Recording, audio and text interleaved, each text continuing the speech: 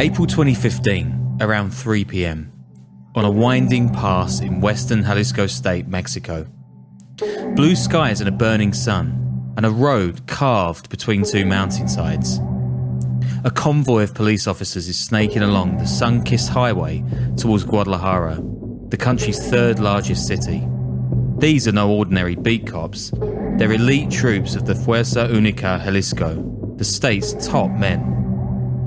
As the convoy rounds a curve in the road, just outside the town of San Sebastián del Oeste, there it is, a barricade of burning vehicles, an impassable inferno. The cops are blocked in, no way out. Then, from above, a deafening explosion of fire, high-powered machine guns and grenades raining down on the trucks from either side of the valley. No chance to fight back. Those who climb out of the vehicles are cut down by gunfire. Those who can't are burned alive. Within moments, it's over. 15 cops are dead, 5 are wounded. The gunmen escape unhurt. It's the deadliest attack on state forces since 2010, a new grim chapter in a Mexican drug war that, to date, has claimed 100,000 lives. Its brutal episodes are often met with indifference by a jaded population that's had to cope with daily threats of death for years. This slaughter, however, shocks the nation. Shootouts with criminal groups are common, says security expert Alejandro Hope. What is rare for government forces to come off worse than the criminal groups. Within hours, Jalisco officials have their perps, the Cartel de Jalisco Nueva Generación, CJNG for short, a Sinaloa splinter cell led by a madman named Mencho. These guys are something different. The drug war metastasized into a cult of personality that kills for fun. The CJNG are, quote, people without scruples of conscience who, with their vile actions, harm Mexicans, their families, their heritage and their way of life, says Mexico's defense secretary. This cowardly attack, he adds, will not go unpunished. The Jalisco ambush is more than murder. It's an all-out assault on the state, a changing of the guard in Mexico's dizzying cartel history. It's also a bloody homecoming for a narco terrorist laying claim to the land he left decades previous. And it's just the beginning of a terrifying tit-for-tat that will leave thousands of dead and whole swathes of gorgeous Jalisco and neighbouring Michoacan, a barren, war-torn mess. Welcome to the Underworld podcast.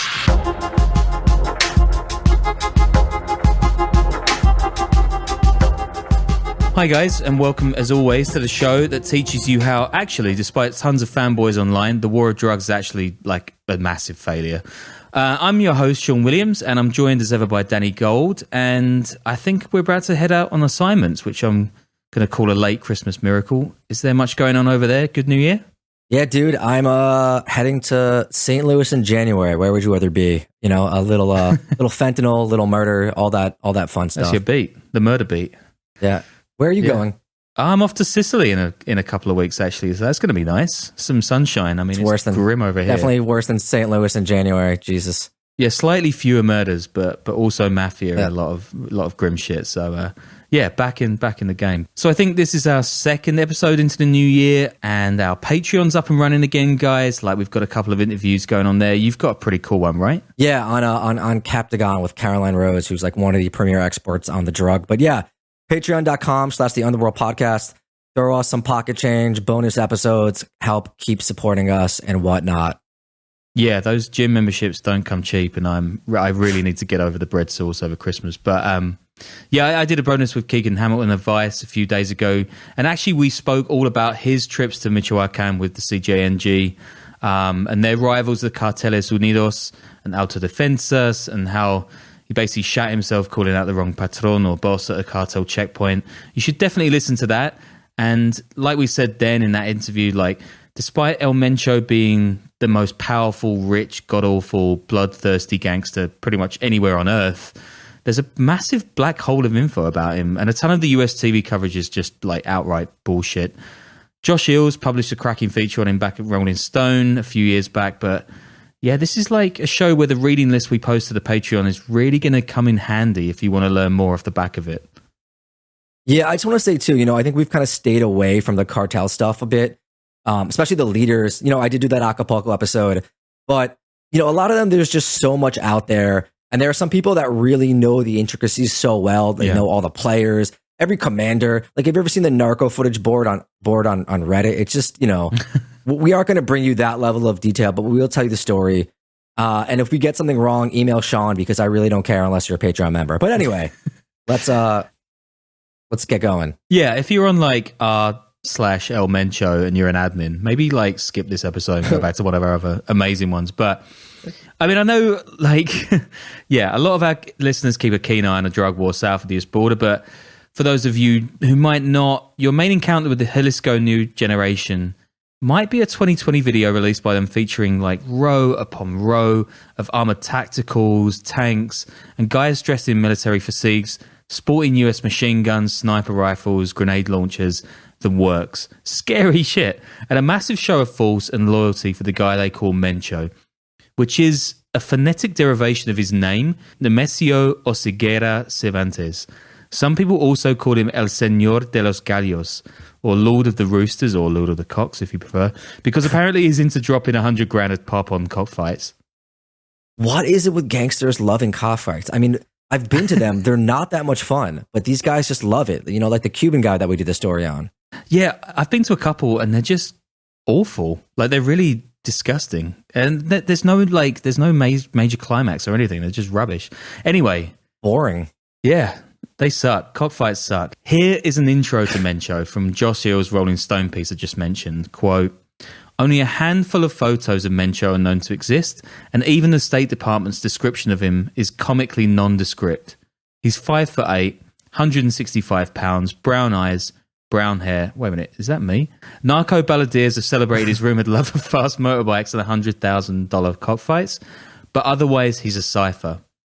Over 25 years of working in Mexico, you'd run into guys who had met Chapo who would talk about him," the former DEA agent says. That's in the piece. "But with Mencho, you don't hear that. He's kind of a ghost." And it's true that in many ways, Mencho is sort of the anti-Chapo. He doesn't care about partying or women or celebrities or the high life. Well, it's kind of like El Mayo too, right? I mean, I know he does care about some of that stuff, but he's supposed to be a lot more disciplined, behind in the shadows, and, operating like that as opposed to Chapo. Yeah, I mean, as this show goes on, I think you're going to see that we kind of get the narcos that we deserve from this drug war, and it really does get worse. Mencho rarely spends more than 2 nights in the same spot.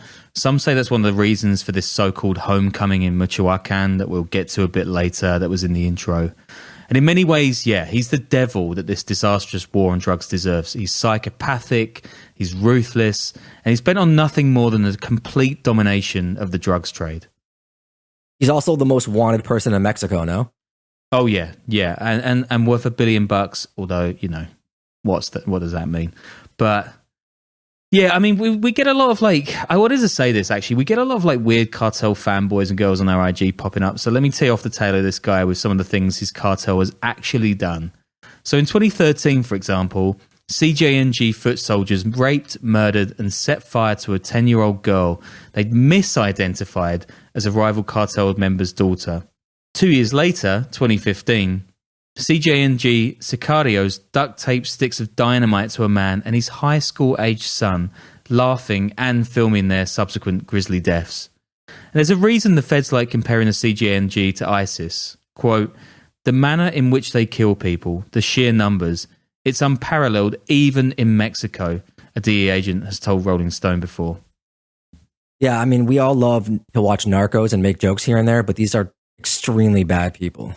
Yeah, I mean, who doesn't like a gold-plated 9mm? But yeah, this is something a little bit different. And the ISIS comparison, actually, it kind of bears out beyond the acts of violence alone. It's also about how a state breakdown and a lack of underworld control leads to the birthing of an event way more horrible, even worse monster. But before we get there, let's head back to 1966 or 1964, depending on your source. In the two-horse town of Naranjo del Chila, in the Michoacan municipality of Aguililla, this little scratch is where Mencho's born into poverty, skipping school to help his family grow avocados. These are the primary export of Michoacan, actually, alongside lime. So if you're fond of guac, chances are you've been eating produce grown in the territory of the CJNG.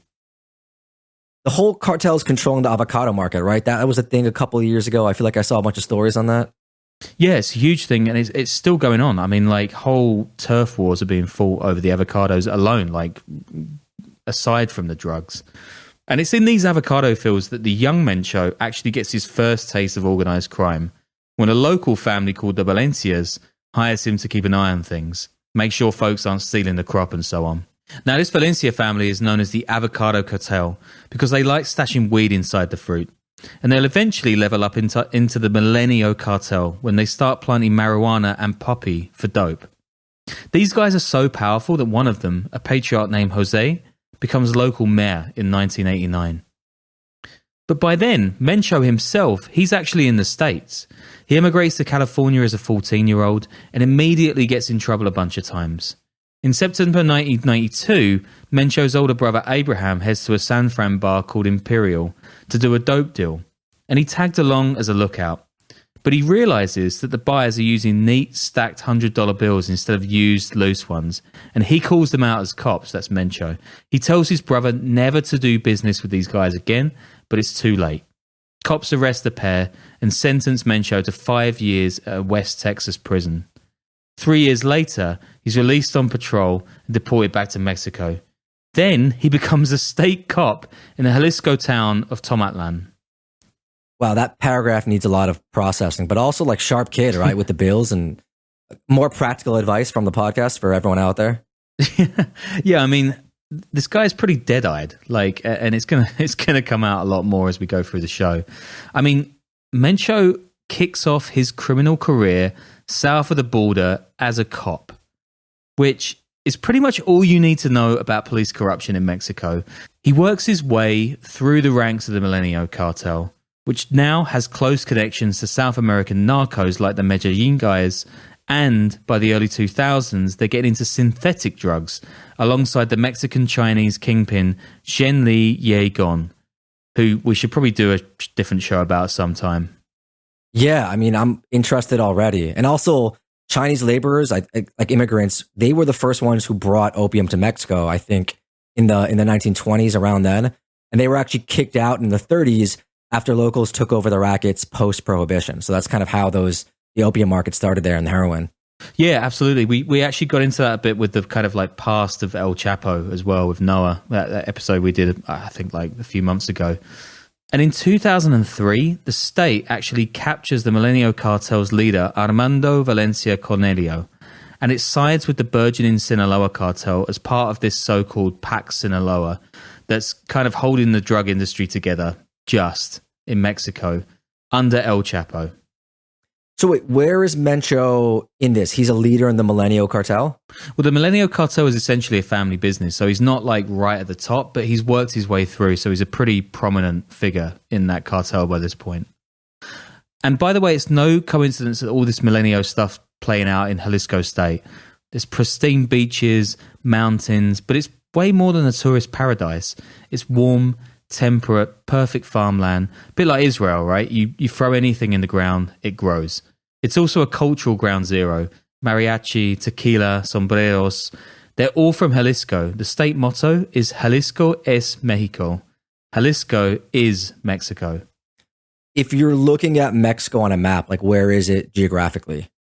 It's kind of on the Pacific coast as the country bends around, kind of on a parallel longitudinally, is that the right way, with Mexico City. So it's not a billion miles away, but it's like Guadalajara is just slightly inland. Just as the country kind of bends around as it goes towards Central America. So sort of 2/3 of the way down the country. What's more, Jalisco state capital city, Guadalajara, is home to a thriving pharma industry. I mean, that is ever so slightly useful if you're an upstart cartel and you want to pivot to cheap, easy to make methamphetamine. Oh yeah, and where are you going to get the precursor drugs? Well, there's a giant port on the Pacific coast where boats are just pouring in from all over Asia. It really is amazing the role that ports play in a location becoming a burgeoning organized crime location. I mean, it makes obvious sense, but still interesting to think about. Yes, I mean, it's almost 100% of the time. Here's a September 2021 report by Van der Velbab Brown of the Brookings Institute. Quote, for decades, the state has been a major drug trafficking hub, and since 2006, the symbol of Mexico's anti-crime policies. But while former President Felipe Calderón made Michoacan the original epicenter of the war against the cartels, President Andrés Manuel López Obrador essentially gave up on tackling them. However, the absence of a central government policy to confront the cartels has neither lessened violence in Mexico nor reduced CJNG repression and brazenness. So we're going to get to López Obrador, known to many by his initials AMLO, soon. But at this point, 10 to 15 years back from now, Jalisco is a big, fat tinderbox. And that Pac Sinaloa that I mentioned, it's pretty much all smoke and mirrors. On October 28, 2009, a gun battle breaks out between Milenio men and Mexican army troops in Tlachomulco de Zuniga, Jalisco. Those indigenous names really screw me up, so sorry guys. Anyway, Mexico, after this point, extradites Oscar Orlando Nava Valencia, El Lobo, or the Wolf, after the shootout. And suddenly, there's a massive power vacuum in that cash cow state Jalisco, and a bunch of splinter organizations come out of it. Parsing through the cartel wars is like exhausting, seriously. I mean, you can look back on the Acapulco episode 2. There's just so many splinterings and alliances and people turning on each other. It's really a tough thing to figure out. Yeah, I mean, it's another practical way that we don't just want to do cartel stuff all the time, because it's like, I mean, there are two reasons for me. One is this, and the other is just it's depressing, man. It's like so depressing. Anyway, I'm not going to get too into the weeds about all of these different warring factions, micro cartels, and leaders that pop up during this era. But essentially, former members of the Sinaloa, Milenio, and other groups break off, and they start sparring for control. When I say sparring, it's a bit worse than that. Los Zetas, they're the scary former army guys. They form an alliance with a mishmash alliance with self-styled autodefensas, that's basically paramilitary vigilantes, called the Carteles Unidos, or United Cartels, or more simply, La Resistencia. When a former Sinaloa capo, Nacho, is killed by security forces in 2010, that is when Mencho makes his move. At first, his guys go by a simple name, Mata Zetas, the Zetas killers. Soon after, the mutilated bodies of 3 men are found in Cancun next to a message, quote, "We are the new group Mata Zetas, and we are against kidnapping and extortion, and we will fight them in all states for a cleaner Mexico." Maybe bear that emancipatory message in mind when I'm telling you this next story. So in September 2011, 2 trucks dumped 35 bodies on a main road in the port city of Veracruz, right in the middle of rush hour. 23 men, 12 women, half naked, face down on the tarmac, most of them tortured and strangled to death. Beside them a scrawled message, "There's a new owner of this turf." I mean, doesn't that sound like the start of a new shining era? It just so happens that state troopers are carrying out a bunch of raids on the Zetas at that precise time. Cleaning house, perhaps. Wait, so the state police are with Mencho? Some people say yes, some people say no. It seems like Mencho is kind of like piggybacking on the back of these massive like anti-Zetas raids. And a local police chief actually claims that every single one of the 35 dead has a record in organized crime. Quote, "There is nothing in this event that affects the civilian population." I mean, I've got a few questions about that. If I saw 35 bodies on the highway, rush hour, maybe it does affect people. A year later, the Mexican army narrowly avoids capturing El Mencho after a raid on a Guadalajara apartment. The next spring, he releases a video to YouTube, flanked by balaclava-clad mercenaries, in which a spokesman delivers yet another message. "Bark, dogs," he says. "But while you're barking, know that I am advancing." So does he have a big force here? Because it sounds like he's taking on the Zetas, who are just like, you know, known for being pretty ferocious and pretty violent. Like they were the first iteration, I guess, of the hyper-violent cartel group thing.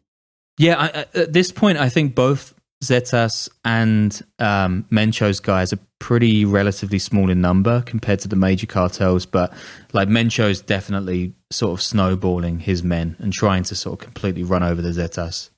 Here's Eduardo Buscaglia, an organized crime expert, speaking to MVS Radio. Quote, "What we are seeing in Mexico is typical of a process of paramilitarization in which different groups seek to wipe territories clean of their rivals. The groups are fighting over 22 different illegal markets, not just drugs, and that produces an orgy of violence. So remember those avocados and limes and the ports, obviously? I mean, there's plenty more beside drugs to leech off in Jalisco. And despite their good guy image, the CJNG have no problem extorting farmers and threatening, torturing, or murdering any civilians in their way. At first, Mencho's capos carry out killings on behalf of the Sinaloa cartel. In 2012, they actually perpetrate a massacre in Nuevo Laredo." So they're like an enforcement wing at this point? Yeah, he's kind of like just playing all sides. He's playing every single person off against themselves and just seeing how he can grow his own organization. But soon enough, they're big enough to strike it out alone. And a 2015 ambush on the highway outside Guadalajara in the intro to this show, that is a calling card to the state itself. In response, the Mexican state launches Operación Jalisco, a massive assault aimed at cutting down Mencho's business. But he's ready for them. On May 1st, 2015, CJNG soldiers lay siege to Guadalajara itself.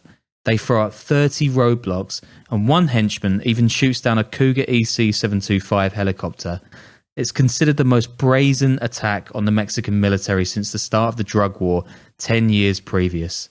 Here's Josh Eels again in that feature story for Rolling Stone. Quote, "In the hours that followed the operation, Mencho doubled down on the terror, setting fire to dozens of hijacked buses, trucks, gas stations, and banks throughout Jalisco, snarling traffic and bringing the state to its knees. The US consulate warned its citizens to shelter in place. The Mexican government had to send in 10,000 troops to secure the state. According to a former DEA agent, the chaos was designed to help Mencho escape, a tactic the cartel reportedly learned from Israeli commandos.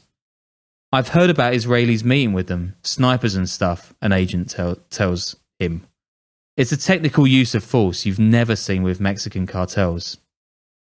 Yeah, it's going to be, mercenaries, I think. There's a lot of those in Mexico. I know guys we were talking to that were in Altar, they had a bunch of Guatemalan mercenaries. And I know that South African ones have been there as well. I feel like, there's just a whole shady economy of mercenaries like that have worked at the cartels before. Yeah, I guess it's impossible to keep them away, right? Because there's billions of dollars at stake and a whole criminal economy that's just begging for them. Yeah, this guy, when we were talking to him, he was like, "This is my guys from El Salvador. These are my guys from Guatemala," and they're all just mercs. Nuts. Yeah. And a lot of these guys, the Mexican guys, they're willing to die for El Mencho. It's this slender, quiet maniac who's into flash motorcycles and cop fights, stone cold killer. In fact, one time there is a shootout at a fair and a guy jumps on a grenade to avoid Mencho getting hit. So like El Chapo, he's created this powerful cult of personality about himself. But he's different. He moves in the shadows. I read actually that he supposedly hides out in the mountains on a kidney dialysis machine, running things from bed. So no wonder he hates moving about, if that's true. This is Chris Dalby of Insight Crime. Quote, "He's very secretive. He does not show himself. He's not a man of the people like El Chapo, who cultivated that cult of personality, who was seen engaging with people, a little bit like Pablo Escobar. He is part of an evolution of drug kingpins who want to keep themselves in the shadows." I guess I've got a bit of an issue with that quote because it is a cult of personality. He just isn't out there like shaking hands. And Keegan Hamilton's Vice doco got into this personality cult a bit too, where he's talking to CJNG guys and they're speaking about Mencho like he's the Pope. Although he's given to murdering anyone he doesn't like, I guess they're not going to give the most balanced answer about their boss. One thing is definitely true though. This guy is extremely rich and powerful. When Chapo himself gets nabbed in 2017, it causes yet another vacuum in the drug industry. And by all accounts, Mencho has filled it. Some think he's personally worth $1 billion, although, as I said before, these are pretty foggy figures at best. Yeah, I mean, Mayo's kind of right there too, right? It's not just Mencho. Correct, yeah. And they seem to not be stepping on each other's toes too much at the moment, although I'm sure I'll get loads of pelters for that. But the US has slapped a $10 million reward on Mencho's head, which, I mean, I would really like to see that episode of Dog the Bounty Hunter. But you've got to doubt anyone is going to trade in Mencho given the risk. According to the DEA, the Sinaloa cartel is still the most powerful in the US, controlling almost all of the eastern seaboard, much of the southwest and large parts of Florida. But the CJNG holds sway in tons of California, Rust Belt, Seattle, coastal Texas, Hawaii, and Puerto Rico. Mike Vigil, who's a former DEA chief, told British Rag the Sun that, quote, "I would describe El Mencho as hyper-violent and extremely cunning, but not ostentatious like most drug traffickers. Make no doubt about it, El Mencho is deadlier than the rattlesnake, and totally more deadly than El Chapo. El Mencho is very different from the Sinaloa cartel in that he's invested a lot of money in creating paramilitary forces which are very well armed and they operate in armoured vehicles." And Vigil goes on, quote, "Most of the drug traffickers, they invest in shopping malls, dairy farms, real estate, jewellery, but El Mencho is very astute and he invests more equipment for his men and to get more men into the ranks of Jalisco New Generation. He's heavily protected by these individuals, so the chances of El Mencho being captured in the near future are very minimal." And here's a brief excerpt from the 2017 book Cartel Wives by Mia and Olivia Flores, who are two wives of high-ranking Sinaloa cartel members. Quote, "Mencho uses shoulder-held rocket launchers to shoot down military helicopters, and he actually set one part of Guadalajara on fire. Everyone, from the police all the way up to federal agents, feared him because he was a total maniac." Is there any rhyme or reason to him just being a total psychopath? Like, is there any sort of armchair psychology analysis or anything in his background that kind of gives way to that, or why he's pushed it so much further than the other cartels, or it's just like the natural progression? I mean, to give you my own, like, armchair and possibly a couple of pints punditry, like, isn't the cartel stuff like the ultimate expression of just cutthroat business? So, you know, whoever's winning that is just the person who's willing to go out and do the most extreme stuff. And Mencho is just like the ultimate encapsulation of that, right? He doesn't care about killing people. He has seemingly no morals. He doesn't even care about formulating some kind of an ego trip. Like, he just wants to sit in the shadows and just fucking win this entire drug industry. So that's kind of the way I see it. So yeah, I think there's like pretty good basis to call him a psychopath. And a big reason for the rapid growth of the CJNG has been its reliance on weed, meth, and more recently, fentanyl. Now, meth's reasonably easy to produce, and you don't need to be taking producers from Peru, Colombia, or wherever out for dinner to schmooze them. You're answerable to nobody. And one thing the Mexican state has been able to do reasonably well is seize and destroy poppy and weed fields. And besides, weed's mostly legal now in the States anyway, but that has caused synthetic production to skyrocket. Meth seizures have more than doubled, from £120,000 in 2016 to 18 to almost £275,000 from 2018 until now. Anne Milgram, she's the current head of the DEA, has said that, quote, "The cartels are mass producing these pills in Mexico mostly, and they're making them look like they're real oxycodone, like they're real hydrocodone, Percocet, Adderall, and then they're bringing them flooding into the US and falsely advertising them, marketing them as if they were real pharmaceuticals." That's really interesting. And the CJNG has also been busy diversifying into extortion, money laundering, kidnapping, petroleum theft on the Pacific coast, and even human trafficking. You name it, these guys are deep into it.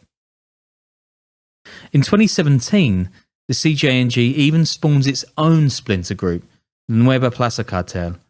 In 2017, a finance guy for the cartel named Marcos Hernandez, or El Colombiano, I don't know why, tells El Mencho a bunch of robberies that one of his closest confidants, Carlos Enrique Sanchez, has committed without his boss's say-so. Sanchez, nicknamed El Cholo, I know Cholo's like just a word for a guy who's tied up in crime, right? It's like an LA thing for, you know, homeboy, fellow gang member, things like that. I think I know it from GTA 4 or something. But apparently it's also a derogatory word for somebody of mixed indigenous heritage. Anyway, when El Cholo gets wind of this, he gets Colombiano whacked in the coastal city of Puerto Vallarta, which enrages El Mencho, who dispatches a team of hitmen to knock off El Cholo at an operation he's running himself in Guadalajara. Does this all make sense? I feel like this stuff is dizzying sometimes. But it is. Yeah, it is. But in August 2017, before the hit's carried out, the guy in charge of the hit squad is murdered himself, sparking Nueva Plaza's breaking off and a war between the two rivals. Now, the Nueva Plaza, I keep doing Spanish accents. I never did Mexican Spanish, sorry guys, never becomes a producer of drugs. And it never gets into the metropolitan center of Guadalajara, Mexico's third largest city. But it's clearly a huge problem for El Mencho. And El Cholo mostly follows his own boss's lead. He lays low, and he goes by a bunch of different pseudonyms. The Sinaloa cartel even starts backing his plan to rob the CJNG of its territory. So you get these kind of like huge cartels paying little street gangs and smaller cartels to kind of knock out rivals, which is crazy. In 2018, Andrés Manuel López Obrador, AMLO, as we mentioned earlier, he wins Mexico's presidential election, and he pledges something pretty radical. He is going to end the drug war. Plot twist. He doesn't. The leader, he wins with slogans like hugs, not gunshots. And he says in his July 2018 victory speech, quote, "The failed crime and violence strategy will change. We will address the root causes of crime and violence." Since then, AMLO has turned away from Mexico's previously stated mission to bring kingpins to justice. In December 2019, he announced his official end to the drug war, saying, "There is officially no more war. We want peace, and we're going to achieve peace. No capos have been arrested because that is not our main purpose. The main purpose of the government is to guarantee public safety. What we want is security, to reduce the daily number of homicides." Yeah, it doesn't appear to be working. No, it really doesn't. And I mean, on principle, fine. I mean, who wants the army rolling around killing people? Well, maybe some Mexicans, actually, given what's going on. At the same time, AMLO's trying to have his Gandhi moment. The country's statisticians are recording their highest ever murder rate, with warring cartels and spiraling drug production. A security expert that I mentioned earlier, Alejandro Hope, great name, tells AP, quote, "His anti-crime strategy barely changes anything. It's not different from that of previous governments, and even accentuates the use of the armed forces for public security." That's pretty damning. So in December 2018, early on a Saturday morning, just ahead of AMLO's swearing in, this is how bad it is, someone actually tosses a grenade through the window of the US consulate in Guadalajara. It's unclear whether the Nueva Plaza or CJNG is to blame, but like we say all the time, it's probably best not to be chucking grenades at the Americans if you want to continue running your illicit drug business in peace. Yeah, it's just good practical advice. It's really one of the evergreens that we do on this. And the worst episode of this bubbling cartel war comes in March 2019, when 3 film students are kidnapped in Guadalajara. They're taken to a nearby house and tortured to death before one of the murder squad, a rapper called QBA, dissolves the students' bodies in acid. Apparently, the Nueva Plaza has mistaken these students for Mencho's men. And this brings back memories of 2014 and Ayotzinapa, and there's an outcry all over Mexico. For those who don't know, that's when all the students on that school bus were disappeared murdered, yeah? Yeah, dozens, right? Just one of the more than 100 all-time worst. I think it was 40-something, perhaps, when they accidentally hired a truck that was allegedly being used to ship drugs, and the local cops worked with the cartels to have them killed and burnt, and just one of the all-time worst moments in the drug war. In June 2020, Mexico City Police Chief Omar Garcia Harfuch is driving to work through the upmarket, tree-lined Lomas de Chapultepec neighborhood when 3 gunmen disguised as road workers, they open fire. They pepper his black SUV with bullets and kill 2 bodyguards and a passerby. Harfuch blames the CJNG, tweeting later that, quote, Our nation must continue to stand up to this cowardly organized crime. This is fresh off the back of the Battle of Culiacan, when an entire city ground to a standstill over the arrest of El Chapo's son. So this latest episode is a massive embarrassment for the Mexican state and AMLO, of course. But he remains unbowed. He says the killing is, quote, undoubtedly related to the work that is being done to guarantee peace and tranquility. Yeah, how did CJNG become this, for lack of a better term, like kind of hottest new thing on the cartel scene? I hate phrasing like that, but I just remember even hearing about them back when I was in Mexico reporting in like 2017 as like this terrifying new group that was taking over. And I think before that it was like Las Zetas. I mean, is it just like the group that kind of comes in with the most barbarous, just brutal activities becomes this like talked about group? It's interesting to think about, because I don't think, I mean, were they ever the most powerful or most profitable? It's kind of a tiny bit of column A and most of column B, and column B being the kind of barbarity. Yeah, like they did kind of sort of chop and change in their relations with various other cartels, and they did really well at climbing sort of to the top, money and kind of influence wise. But it really was this idea that these guys are killing for fun. There's like a really weird refrain, I think, in the drug war, where there's some degree of killing that's sort of accepted as part of a cartel's rise to the top. And I think the Sinaloa cartel has more or less managed to keep that rep somehow as sort of only killing for business, as if that's some kind of a positive thing. But the CJNG have really turned killing into a bit of a sort of like gross art form. I mean, we heard about with these 35 bodies dumped on the highway, all kinds of other disgusting ways of killing people. And we're going to get back into this shortly, a kind of quiet, methodical approach to taking over various regions would actually probably be better. And that kind of instilling terror into people is one of the reasons that a lot of experts and officials compare them to ISIS. And I think it has a bit of truck. So perhaps at this point, and this is just after this June 2020 attack on the police chief, perhaps now the heat is getting a little too much for Mencho, and he's looking for a suitably grim way to backtrack from the attack on Harfuch. In March, El Cholo is captured by CJNG forces, handcuffed and thrown in front of a camera, flanked by men in body gear holding US military firearms. Quote, I met in Mexico City with Omar Garcia Harfuch so that he could give me support, since we were both against the CJNG. That's what Cholo tells the camera. He told me he would support me, but he needed something relevant to send his people to the city, so I made the graves. All the mass graves in Tonalá, Tlaquepaque, Chomoco, Zapopan. Sorry guys, I'm really butchering these names. I made them and called the authorities to make it important. I mean, the fact that I haven't even mentioned these towns shows you how awful this is. Cholo also says he, quote, gave the order to throw the grenade into the US consulate in Guadalajara.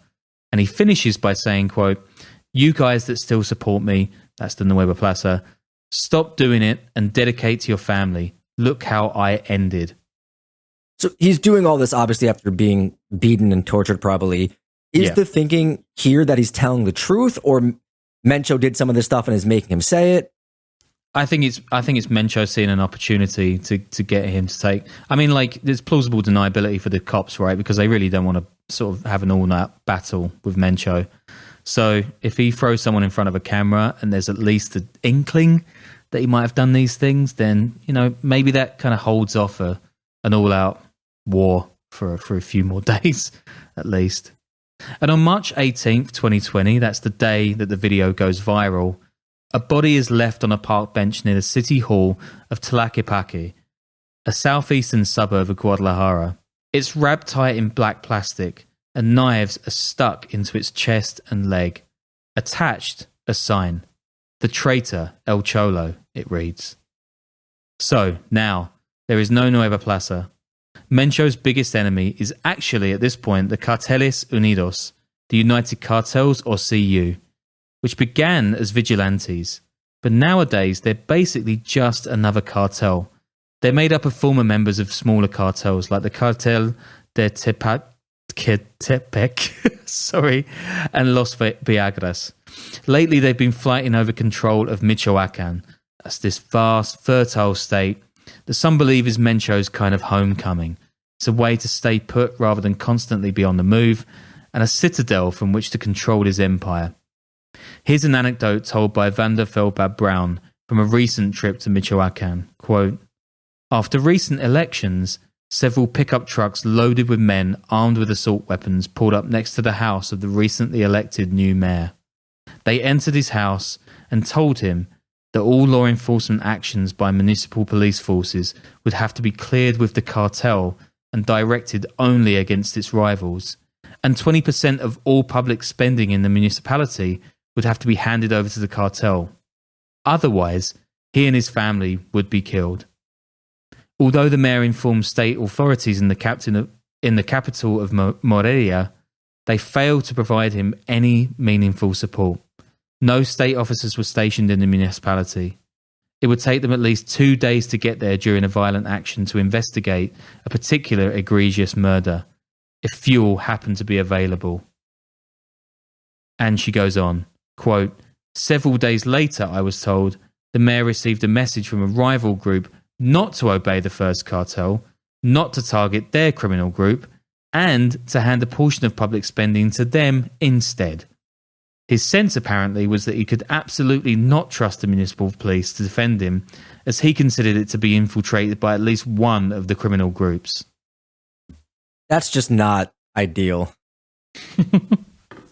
It's like just crazy. I mean, like I said before, it's dizzying, right? And apparently once where this whole situation was the politicians picking and choosing which cartels would best suit their needs to cling onto power, which obviously is terrible in its own right. Now it's the cartels who pick the politicians. And that's a pretty terrifying thing for the civilians caught in the crossfire, right? Thousands have been displaced and entire farms have been abandoned, leaving a lot of Michoacan looking like the world's most beautiful ghost town, basically. And there's been a particularly nasty battle going on in the Michoacan municipality of Aguililla, where Mencho's actually from.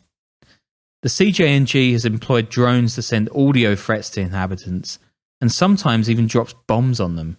In 2019, it tells folks to boot out the mayor in the town of Bonifacio Moreno.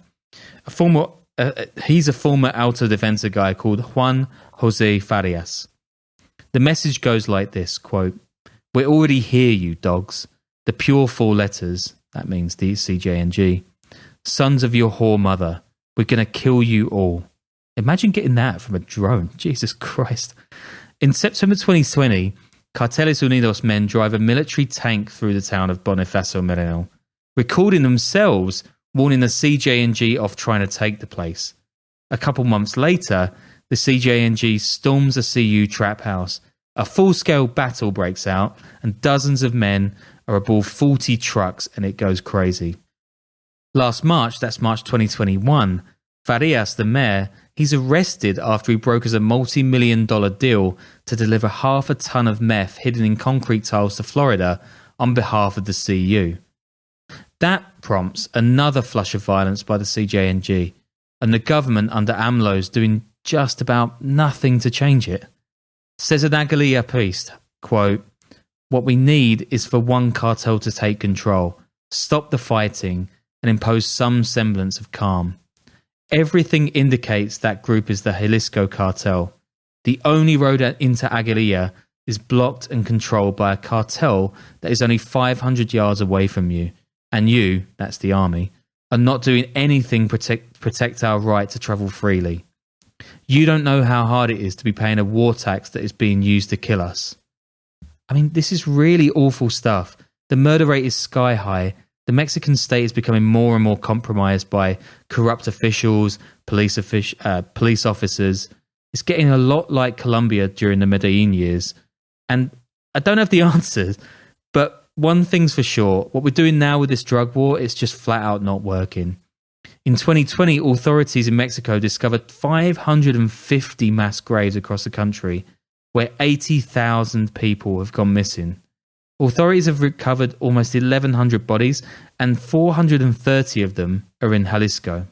A security analyst says that, quote, unfortunately, the decapitated bodies and corpses hanging from bridges are part of the daily landscape of violence that is experienced in many parts of the countries. So, in case this gets like pitch black dark, there's one slight, like tiny slither of good news buried in all of it.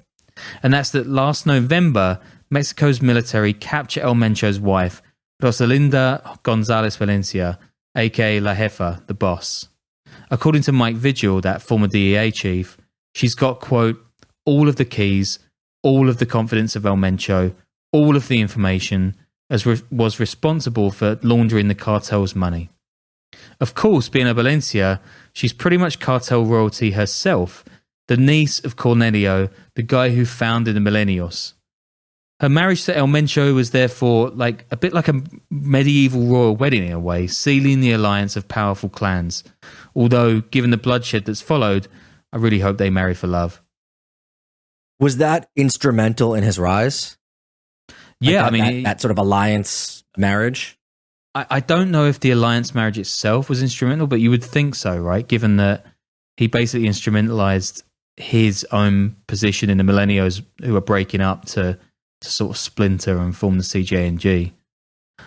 And last month, that's like December 2021, that saw even more violence in Michoacan.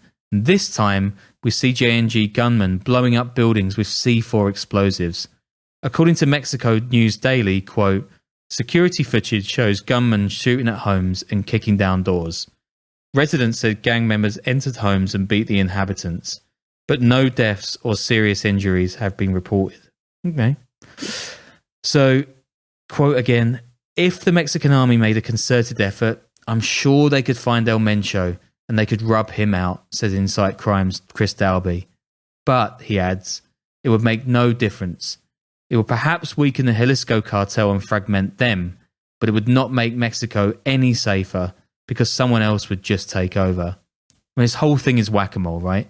Except every time you whack a mole, like this fucking bigger, even shittier mole comes out of the next hole.